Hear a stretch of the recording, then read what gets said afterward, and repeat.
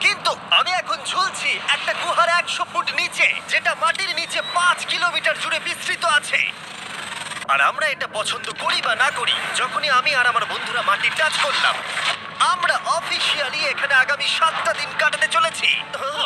বাবারে, এটা আমার জীবনে করা সবথেকে ভয়ঙ্কর জিনিস। প্রথমত, আমাদের এখন এখান থেকে অনেকটা দূরে যেতে হবে। কেন? যদি ঝড় বৃষ্টি হয় তাহলে এই পুরো জায়গাটা জলে ভরে যেতে পারে, আর সমুদ্রের মতো ঢেউ এসে সবাইকে ভাসিয়ে নিয়ে যেতে পারে। সেই জন্য আমাদের আরো ভিতরে যেতে হবে একটা বেস ক্যাম্প বানানোর জন্য। ভাই এটা পুরো পাগলাম। এটা একটা অন্য জগৎ মনে হচ্ছে। এই কেভ এন্ট্রান্সটা হয়তো দেখতে সুন্দর, কিন্তু দেখে যা মনে হচ্ছে আসলে তা নয়। আর আমরা হয়তো জানি না যে আগামী 7টা দিন আমাদের জীবনের সব থেকে কঠিন সময় হতে চলেছে।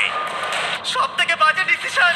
ঠিক আছে, আর কিছুক্ষণের মধ্যেই অন্ধকার হতে চলেছে। ক্যাম্প না করলে আমরা বিপদে পড়বো। আমরা কোথায় যাচ্ছি সেটা কি বলবে? আমাদের ক্যাম্প সেটআপের জন্য একটা ফ্ল্যাট গ্রাউন্ড খুঁজতেই হবে। কেভের ভিতরে ঢোকার পরে আমরা এমন একটা জায়গা খুঁজে পেলাম যেটা অনেকটা উঁচুতে থাকায় আমরা জল থেকে সুরক্ষিত থাকতে পারবো। তার মানে এটা ক্যাম্পের জন্য পারফেক্ট। পারফেক্টটা একটু বেশি হয়ে গেল। মোটামুটি বলা যেতে পারে। ঠিক আছে, ক্যাম্পের জন্য মোটামুটি। প্রথম দিনের বাকিটা আমরা কাটিয়ে দিলাম আমাদের জিনিসপত্র আনতে। প্রত্যেকটা ব্যাগের ওজন প্রায় 80 পাউন্ড।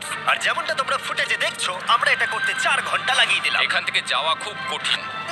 তারপরে আমরা সবাই বেস ক্যাম্পে ফিরে গেলাম। ঠিক আছে, আমরা এখানে লাইট লাগিয়ে দিলাম। আমাদের সব জিনিসপত্র হোম বেসে চলে এসেছে। একটু ক্যামেরাটা ওদিকে দেখাবে? ওদিকটা কিন্তু ভয়ানক অন্ধকার, আর সবসময় এরকমই থাকবে। তাই আমরা ক্যাম্পিং গ্রাউন্ডের জন্য খুব বেশি কিছু করতে পারলাম না। কটা ফুটো করে দড়ি টাঙিয়ে দিলাম। এটা ধরো আর ওঠো দেখি। মনে হচ্ছে আমাদের হ্যামকগুলো ভালোই সাপোর্ট পাবে। আর তারপরে আমাদের সার্ভাইভাল গাইড জোয়ের সাহায্যে আমরা হ্যামক টাঙালাম। এই সরু দড়িটা আমার হ্যামকটাকে ধরে রাখবে। হ্যাঁ, ডিনার খেয়ে আমরা প্রথম রাত্রি ঠান্ডার জন্য তৈরি হলাম। আমি মিথ্যে কথা বলবো না, আমি যতটা ভেবেছিলাম তার থেকে এই হ্যামকটা অনেক বেশি কমফোর্টেবল। এই Oh God, আমি তো আমার চমকেই হাতটা তো গেছিলাম। বড় কেন ভাই? এই কেভটা 2.5 কিলোমিটার ডিপ, আর আমরা এখন এন্ট্রান্সের কাছেই ক্যাম্পিং করছি। কাল আমরা অনেক কিছু এক্সপ্লোর করব। তোমরা কেমন ঘুমালে? ভয়ঙ্কর। ঘুমই হয়নি। এটা সত্যি একটা অস্বস্তিকর পরিবেশ। কেবের উপর থেকে অনবরত আমাদের উপরে জল পড়েই যাচ্ছিল, তাই উপরে একটা প্লাস্টিক চাপালাম, কিন্তু তাও আমাদের হ্যামকের উপরে জল পড়েই যাচ্ছিল। একটা আইডিয়া আছে, চলো শেল্টারগুলোকে ভালোভাবে তৈরি করি। আমার মনে হয় এই প্লাস্টিকগুলোকে জুড়ে দিলে আর জল পড়বে না। বাহ, তুমি তো জিনিয়াস। আমি শুধু একজন ইউটিউবারই নয়, ঠিক আছে? আমার হ্যামকটা এটার উপরে ঝুলছিল। মানে দেখো, আমি আরেকটু হলে হ্যামক থেকে নেমে পড়ে যেতাম। আর আমরা সেই সময় এটা বুঝতেই পারিনি যে এই গর্তটা প্রায় 40 ফুট গভীর। তাই যখন আমি আর শন প্লাস্টিকগুলোকে জুড়ছিলাম, তখন ম্যাক আর কার্ল এই গর্তটা কতটা ভয়ঙ্কর সেটা দেখতে গেল। আমার হ্যামকটা দেখতে পাচ্ছো? ওখানে আমি ঘুমোচ্ছিলাম। এদিকটা দেখো। আর যেহেতু এই কেভে সব একই রকম দেখতে, তাই আমাদেরকে ফলো করা অনেকটাই কঠিন ছিল। এই ম্যাপে তোমরা আমাদের হোম বেস দেখতে পারবে, আর দেখতে পারবে ওরা ওখান থেকে কত দূরে হ্যাঁ, যাচ্ছে। এটা তো খুবই ভয়ঙ্কর। ভাই এটা পাগলামো। আর যখন ছেলেরা র্যান্ডমলি এক্সপ্লোর করছিল, তখন আমি আর শন ক্যাম্পে কাজ করছিলাম। এই স্লিপিং ব্যাগটা এখানে কেন পড়ে? কারণ এটার থেকে বিয়ের গন্ধ বেরোচ্ছে। ইয়া, এটার থেকে শেখা উচিত স্লিপিং ব্যাগ ভাড়া নিতে নেই। আমরা স্লিপিং ব্যাগ কেন ভাড়া আমি- নিয়েছি? কেন আমি আমরা জানি। স্লিপিং ব্যাগগুলো কিনে আনতে পারলাম না? আর তারপরে আমরা এই দুটো প্লাস্টিককে জিপ টাই দিয়ে জুড়ে দিলাম। কিছু মনে করো না, এই দড়িটার উপরে আমার জীবন বাজি আছে। আর তখন ওইদিকে ম্যাক আর কার্ল তখন ওই গর্তের মধ্যে। ও মাই গড, ম্যাক! আর শেষ পর্যন্ত ওরা একদম নিচে পৌঁছে গেল। এই, আমি তো ভাবলাম সবাই ক্যাম্প নিয়ে কাজ করবে।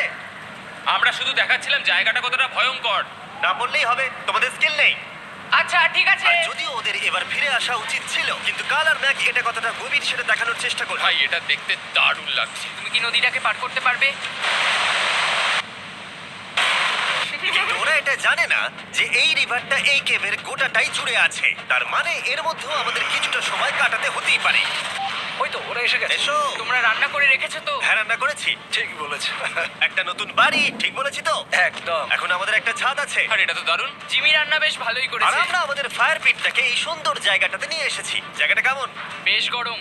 আরামদায়ক। এই পাথরগুলো গরমটাকে ধরে রাখবে এবং ওপর থেকে যে পি পড়ছে সেগুলোকে আটকে দেবে। ওটা পি নয়। তাহলে ওটাকে কি বলবো? যদি জানি না, হয়তো বৃষ্টির জল হবে না, এটা বৃষ্টি নয়, পাথর মানে ইয়ে করছে। এই একটু উপরে দেখাও। তুমি মেঘ দেখতে পাচ্ছ? পাথর দেখা যাচ্ছে। এটা বৃষ্টি নয়, রক পি। Rock P. ঠিক আছে, রক পি। ঠিক আছে, রক পি। আর একটা শুকনো রাত ঘুমিয়ে কাটাবার পরে আমরা ঠিক করলাম জো আমাদের সার্ভাইভাল এক্সপার্ট, তাকে নিয়ে আমরা কেভের শেষ প্রান্ত অব্দি যাব। Cave, cave! Cave, cave! Cave, cave! Cave! দেখা যাক আমরা কেভের কতটা গভীরে যেতে পারি। তোমরা কিন্তু মনে রাখবে আমরা সবেমাত্র কেভের এন্ট্রান্সের দিকেই আছি, আর আমাদের ইচ্ছা এই কেভের শেষ প্রান্ত অব্দি যাওয়া, অবশ্যই না মরে গিয়ে। ও মাই গড, এটা তো খুবই স্টিফ। আরে এটা তো সবে শুরু। আমরা কেভের আরো গভীরে এসেছি। তোমরা সবাই সাবধানে আসবে। এটা খুবই ছোট জায়গা, আমার মনে হয় না এখান থেকে আমি যেতে পারবো। কেভ এক্সপ্লোরের ইন্টারেস্টিং জিনিসটা হলো যা হোক করে আমাদের এই ছোট্ট ফাঁকগুলোর মধ্য দিয়ে এগিয়ে যেতে হবে। ও মাই গড, খুব ছোট জায়গা। আর তারপরেই খুব বড় একটা জায়গা আসবে, সেটা এতটাই বড় যে কিছু না দেখতে পাওয়ার জন্য এটা করতে হলো। ও মাই গড! এবার আমি সব দেখতে পাচ্ছি, এটা দুর্দান্ত। এটার তো অনেক আলো। ভাই জায়গাটা কতটা সুন্দর দেখো। বাপরে কি আলো, আমি তো তাকাতেই পারছি না। আমি তো অন্ধ হয়ে যাব মনে হচ্ছে। এ বাবা, এটা কি হলো? আমরা বোধহয় ঠিক মতো এটাকে ব্যবহার করতে জানতামই না। চলো এগিয়ে যাই। আর তাই আমরা এগোতে থাকলাম। এই যে এই জায়গাগুলো, এগুলো খুব ভালো ধরার এখানে? জায়গা। এগুলো ধরে এখান থেকে পা ঘুরিয়ে চলে আসতে পারবে। এইখানে কি? হ্যাঁ, একদম পারফেক্ট। জো সব থেকে ভালো কেভ গাইড। এভাবে কেউ গাইড করতে পারবে না। ঠিক আছে, এইবার ব্যাপারটা ইন্টারেস্টিং হবে। কি? এটা কি? এখান থেকে আমাদের ওয়েট শুট পরে সাঁতার কেটে যেতে হবে। গতকাল ম্যাক আর কার্ল এটা নিয়ে মজা করছিল, কিন্তু এই কেভে আমাদের পরের অ্যাডভেঞ্চারটা ছিল একটা প্রায় জমে যাওয়া নদীর মধ্যে। ও মাই গড, এটা তো পাগলামি! তার মানে আমাদের ওয়েট শুট পড়তেই হবে যাতে আমাদের হাইপোথার্মিয়া না হয়। আমরা এটা কেন করছি? এই এক্সপেরিয়েন্সটা তো জীবনে একবারই হবে। এটা করলে হয়তো আর নাও বেঁচে থাকতে পারি। আমাদের এই কেভের শেষে পৌঁছতে হলে আমাদের এই নদীর মধ্য দিয়ে, এই ছোট্ট ফাঁকগুলোর মধ্য দিয়ে সাবধানে ধীরে ধীরে এগিয়ে যেতে হবে। আস্তে আস্তে নামো, স্রোতের কারণে পা পেছনে টানতে পারে। ঠিক আছে, আমি তাহলে নামছি। তুমি ওই দেয়ালগুলো ধরে ধরে এগোতে থাকো আস্তে এটা তো আস্তে। খুব ঠান্ডা। তুমি পারবে জিমি। জানি না এখানে ঢুকতে পারবো কিনা। জিমি, এবার তুমি জল থেকে উঠে দাঁড়িয়ে পড়ো। Oh my God! এটা সত্যি একটা পাগলামি। এখানে কি ঠান্ডা! যখন তোমরা খুব ঠান্ডা জলের মধ্যে থাকবে তখন একটা পাথরকে ধরে এগিয়ে চলা খুব কঠিন হবে। Oh my God! এটা সত্যি পাগলামি। ম্যাক, কার, চলে আসো। আমার ভয় লাগছে। চলো চলো, পারবে। এগোতে থাকো, পেছন দিকে তাকিও না। একবার দেখো আমরা কি করছি। কিন্তু এই বাধাগুলো এতটা কঠিন ছিল না সামনে যা আসতে চলেছিল তার তুলনায়। আমরা পেরেছি।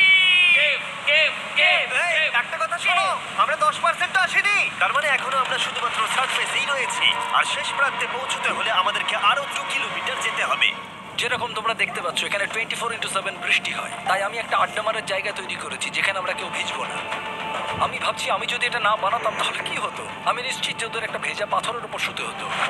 আমাদের ক্রমাগত এগিয়ে যেতে হবে এবং শরীরটাকে ভিজে রাখতে হবে। ঠিক আছে। নইলে আমাদের শরীরের তাপমাত্রা কমে যাবে। এটা কঠিন কেন?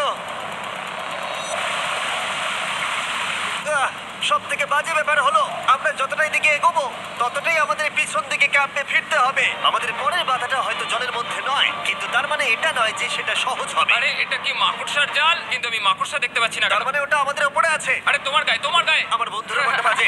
এই গেমটা মিস্টার বিস ভিডিওর মতো, যত এগোবে ততই কঠিন হবে। সত্যি কথা বলতে যদি আমাদের সাথে জো না থাকতো আমরা মরেই যেতাম। আর 3 ঘন্টা পরে জো আমাদের জন্য একটা বাজে খবর নিয়ে এলো। জল অনেকটা বেড়ে গেছে আর আমরা অনেকটা সময় লাগিয়ে ফেলেছি, তাই আজকে আমাদের আবার ক্যাম্পে ফিরে যেতে হবে। আমি মানবো না। তুমি সেফটি এক্সপার্টের কথা অমান্য করতে পারো না। আমি এটা মানবো না। সত্যি কথা বলতে আমাদেরকে ফিরতেই হতো, কারণ এর আগে আমরা শুট করতে অনেকটাই সময় নষ্ট করে দিয়েছি। তারপর ফ্লেয়ার নিয়ে খেলেছি, তাই আমরা ফিরে যাচ্ছি আর এই মিশনটা আমরা পরের দিন আবার শুরু করব। শন, আমরা এসে গেছি। আরে তুমি এখানে কি করছিলে? এখন তোমরা কেউ ভিজবে না। আমি তো জানতামই না এই লাইটগুলো আমরা এনেছি। এগুলো দারুণ লাগছে তাই না? দুঃখের বিষয় আজকে আমরা মাত্র 20% এগোতে পেরেছি, কিন্তু বিশ্বাস করো আমরা শেষ পর্যন্ত অবশ্যই যাব আগামী কয়েকদিনের মধ্যেই। আমার মনে হয় কোনোদিনই হবে না। আমরা ডে 4টা রেস্ট নেব আর ডে 5-এ চেষ্টা করব এই কেভের শেষ অবধি যাবার। দেখা যাক কি হয়। ডে 3-তে মজা হলো, কালকে আবার দেখা হচ্ছে। আর কেভের ভিতরে 3টে খুব বাজে রাত কাটাবার পরে পরের দিন সকালে আমাদের মাথায় শুধু একটাই কথা আসছিল, আমার একটা হট শাওয়ার চাই, তবে আমি এখন একটু শান্তি পাবো। ও এখন শাওয়ার পেলে কিন্তু দারুণ হয়। আমি চান করিনি প্রায় 4 দিন হয়ে গেল। তোমরা নিশ্চয়ই জানো কেভের মধ্যে শাওয়ার করা সম্ভব নয়। আমাদের অনেকটা পথ হেঁটে সাবধানে আগের রিভার বেডের কাছে পৌঁছতে হলো। আমি আমার ব্রেনকে ফিল করতে পারছি। আমি এভাবে ব্রেনকে ফিল আমার করিনি। কপালটা জমে গেল পুরো। চলো ড্রোন দিয়ে মাথার চুলগুলো শুকিয়ে নি। এদিকে এসো ড্রোন। ও দাঁড়াও দাঁড়াও দাঁড়াও, এটা কিন্তু কাজ করছে। হ্যাঁ দারুণ কাজ করছে। ড্রোন থাকতে হেয়ার ড্রায়ারের কি দরকার? আর চুল শুকানোর পর আমরা জোয়ের সাথে জার্নির প্ল্যান করতে বসলাম। এটা কি জো? এটাই কেভের ম্যাপ। আগেরবার আমাদের থামতে হয়েছিল কারণ জল খুব জোরে বইছিল। এখন বৃষ্টি কম হচ্ছে, তাই কালকে আমরা নিশ্চয়ই এই কেভের শেষে পৌঁছে যাব। এটা ভয়ঙ্কর হতে চলেছে। প্রথমে আমাদের কালকে যেখান দিয়ে গেলাম সেখান দিয়ে আগে যেতে হবে। জলের মধ্যে ঝাঁপ দিতে হবে এবং পাথর দেখে হাঁটতে হবে। এগুলো সবকটা আমরা যদি পার করতে পারি তাহলে আমরা গ্লো ওয়ার্ম চেম্বারে পৌঁছে যাব। কেমন দেখতে তুমি সেটা বলো না, আমি তোমাদেরকে সারপ্রাইজ দিতে চাই। তোমার মনে হয় আমরা পারবো? ওইসব বাদ দাও, আমরা ঠিক কালকে পৌঁছে যাবো। কালকের প্ল্যান আমরা চক আউট করে নিয়েছি। আমরা রেস্ট করছি আর ফেস্টিভ্যাল স্মোর্টস খাচ্ছি আমাদের এনার্জি রিগেন করতে। সবাইকে চিয়ার্স। জো এই প্রথমবার ফেস্টিভ্যাল স্মোর্টস খাচ্ছে। জো সত্যি কথা বলবে। এটা দারুণ, তাহলে ভালো লাগলো? এটা দারুণ লেগেছে। আমরা এই চকলেটটা আগে কেন বের করে নিই? এটা এমনি চকলেটের থেকে 10 গুণ ভালো খেতে। সত্যি কথা বলতে তোমরা যদি ফেস্টিভ্যালের সাথে স্মোর্টস ট্রাই না করে থাকো তাহলে তোমরা মিস করছো। কালকে আমরা পুরো কেভটা এক্সপ্লোর করব, দেখা হচ্ছে। তাই আমরা ভালো করে ঘুমানোর চেষ্টা করলাম আর কালকের প্রিপারেশন নিলাম কেভের শেষে যাওয়ার জন্য। আমরা আমাদের জীবনের সবথেকে ডেঞ্জারাস জার্নি করতে চলেছি। ডে 3 এর অভিজ্ঞতা মাথায় রেখে আমরা কম শুট করেছি যাতে আমরা সামনের দিকে তাড়াতাড়ি এগোতে পারি। উহ, জলটা খুব ঠান্ডা। হ্যাঁ, আগের দিনের মতোই। খুব ভালো, এই তো। আর যাতে আমরা সবাই বেঁচে ফিরতে পারি তাই জো ছাড়াও আর একজন সার্ভাইভাল এক্সপার্টকে আমরা নিয়ে এসেছিলাম। এখানে আমরা ডে 3 তে আটকে গেছিলাম। এখন আমরা কি করব? এবারে আমরা অনেক তাড়াতাড়ি এসেছি। আমাদের পিছনে ঘন অন্ধকার। কোথায় যাব? এই রাস্তাটা অনেক সরু এবং হ্যাঁ। স্রোত প্রচুর বেশি, তাই আমরা দেয়ালগুলো ধরে ধরে আস্তে আস্তে এগোবো। এই যে এইভাবে। Oh হ্যাঁ, God! এই রকটায় জাম্প করো। কয়েকটা ভালো পাথর আছে যেগুলোকে তুমি ধরে এগোতে পারবে। আরে এখানটা তো অনেক অন্ধকার। আমি আর পা পাচ্ছি না, আমি এখন মাটিতে আর পাই পাচ্ছি না। যেহেতু আমরা মাটিতে পা পাচ্ছিলাম না, তার মানে যদি আমরা পাথর ছেড়ে দিই তাহলে এই জলের স্রোত আমাদেরকে ভাসিয়ে নিয়ে যেতে পারে। জো, আমরা কি করব? আমি এটা ধরে এসেছি, তুমি এটা ঠিক আছে, ধরো। আমি তো দেখতেও পাচ্ছি না কোথায় যাচ্ছি। জো, স্রোত আমাকে ভাসিয়ে নিয়ে চলে যাচ্ছে। আমি তুমি করবো কি করে? পারবে, পারবে। শুধু মুখটা এখান থেকে ঢুকিয়ে দাও, আমি হেল্প করছি। এখানে আমি ঢুকবো? হ্যাঁ, এই গর্তের মধ্যে। এই তো, খুব ভালো। এটা আমার জীবনের সবথেকে বিপজ্জনক অ্যাডভেঞ্চার। আমরা এখন কেভের অনেক গভীরে চলে এসেছি আর এবার আমাদের সামনে প্রথম বড় বাধা। এখানে জলের একটা ঘূর্ণাবর্ত আছে, যদি তুমি এর মধ্যে পড়ে যাও তাহলে তোমাকে একদম নিচে নিয়ে চলে যাবে। মানে আমরা পড়ে গেলে মরে যেতে পারি। হ্যাঁ, মানে আমরা মৃত্যুর সাথে খেলা করছি। এটা এতটা বিপজ্জনক হতে পারে আমি সত্যিই ভাবিনি। খুব ভালো। এই তো। তাহলে কি আমার পা এখানে হ্যাঁ, রাখবো? রাখো রাখো। ঠিক আছে, এই তো আমি পেরেছি।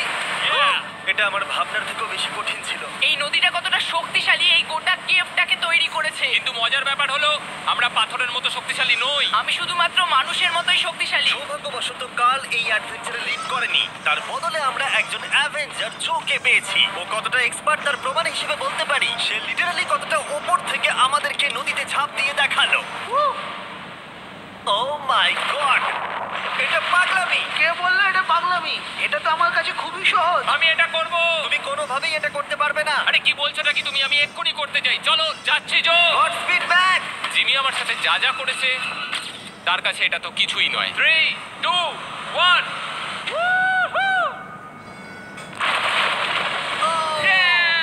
তুমি করবে? না, আমরা না এগুলো শেষ পর্যন্ত যেতে পারবো না। ও মাই গড, আমাদের নিচের দিকে যেতে হবে। আমরা সবসময় স্রোতের উল্টো দিকে কেন যাই? এখন শুধু আমি ভেসে ভেসেই যেতে পারবো, আর কিছু না। এই জলের তলায় অনেক ধারালো পাথর আছে, তোমরা সেগুলোকে দেখতে পাবে না, তাই সাবধানে পা ফেলবে। ও মাই গড, আবার এটা গভীর আরে হচ্ছে। আমার পা তো কিছুর উপরে রাখতে হবে। ছোট পাথরগুলোই একমাত্র বাধা ছিল না। মনে হচ্ছে আমাদের প্রতিটা পদক্ষেপে।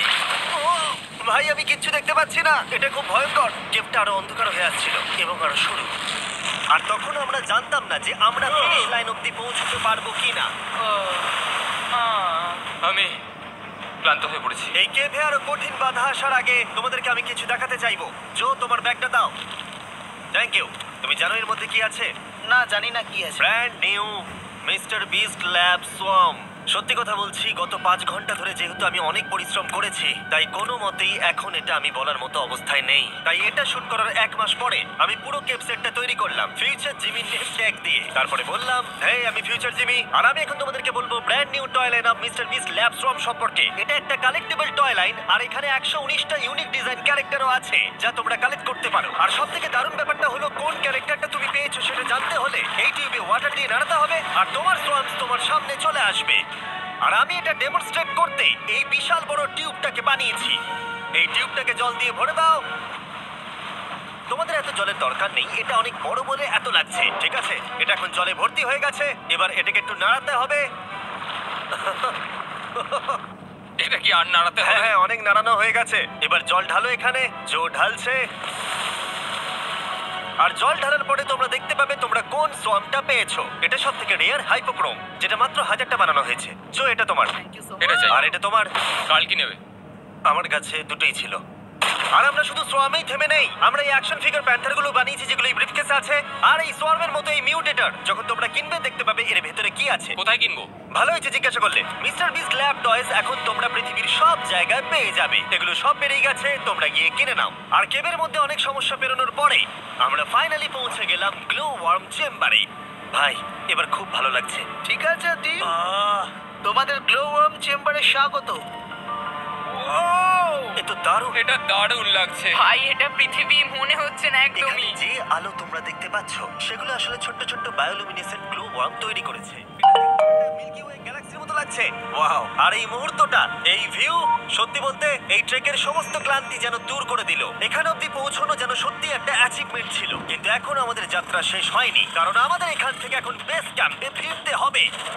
আজকে ডে 6 হতে চলেছে, এখনো ওরা আসেনি আর আমি খুব ক্লান্ত। আমার মনে হয় না আমি ভালো করে ঘুমোতে পারবো। ওদের জন্য খুব চিন্তা হচ্ছে। এই ট্রিপটা অনেকটাই সহজ ছিল কারণ আমরা স্রোতের সাথে ভেসে ভেসে যাচ্ছিলাম। আর যেহেতু তোমরা এই ট্রিপটা দেখেছো তাই আমরা এটাকে স্কিপ করলাম। কিন্তু সত্যি বলতে এই জার্নিটাও অনেকটা বেশি সময় নিল, কারণ আমরা ক্যাম্পে পৌঁছানোর আগে 6 নম্বর দিন চলে এলো। শোন, সবাই ঠিক আছে তো? আমার খুব চিন্তা হচ্ছে। Happy day 6। ডে 6 খুব ভালো। এনার্জি বাড়াতে আমরা আগুনের উত্তাপ নিলাম এবং ফাইনালি আমরা কিছু খেতে পেলাম। এটা খুবই অ্যাডভেঞ্চারাস ডে ছিল। কালকে দেখা হচ্ছে, মানে আজকেই হয়তো। এটা হয় ডে কোনোদিন 6 হবে না। নাকি আজকে, না আমি জানি না। এত বড় ট্রেক সম্পূর্ণ করার পরে শারীরিকভাবে চূড়ান্ত ক্লান্ত হওয়া সত্ত্বেও জানি না কেন কিন্তু আমি একদমই ঘুমাতে পারছিলাম না।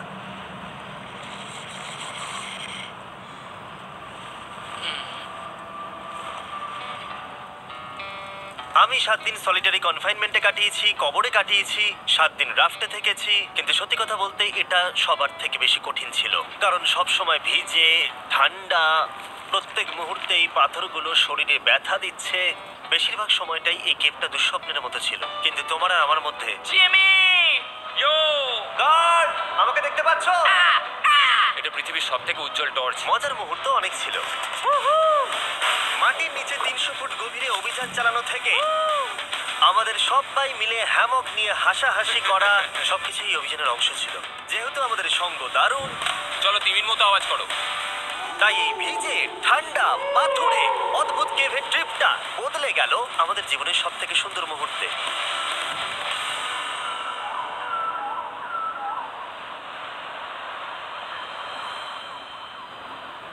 আমরা এখান থেকে যাব না যতক্ষণ না সবকিছু তোলা হচ্ছে। আর আমি সবকিছু বলেছি মানে সবকিছুই। চলো এবার বেরোনো যাক। আর যখন আমরা মাউথ কেভে আবার ফিরে এলাম, ভাই ওপরটা দেখতে দারুণ লাগছে। তখন জোয়ের জন্য একটা সারপ্রাইজ ছিল। বেরোনোর আগে জো, আমরা তোমার কাছে কৃতজ্ঞ।